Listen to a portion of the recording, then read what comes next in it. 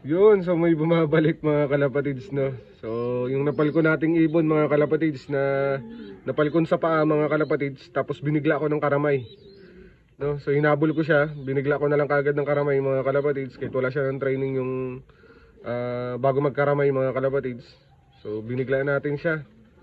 No, kasi nga napalkon siya mga kalapatids, pinagaling ko pa. Tapos yung nag-okay na yung kanyang paa mga kalapatids.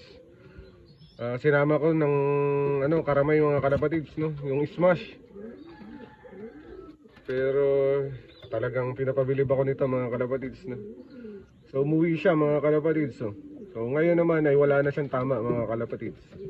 At yun ang pinapasalamat natin mga kalapatids, no. Siguro kaya na late siya nag-uwi mga kalapatids kasi nga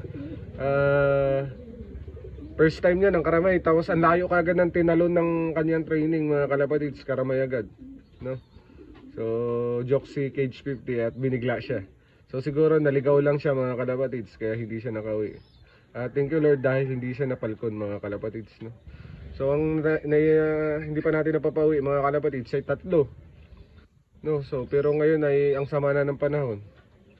At di nga kami magtitinda ngayon mga kalapatids dahil mukhang uulan ng malakas ngayong araw mga kalapatids, no? At pero sana naman na hindi matuloy mga kalapatids. Yun, so hanggang dito na lang mga kalapatids, no? Share ko lang yung ating ibon.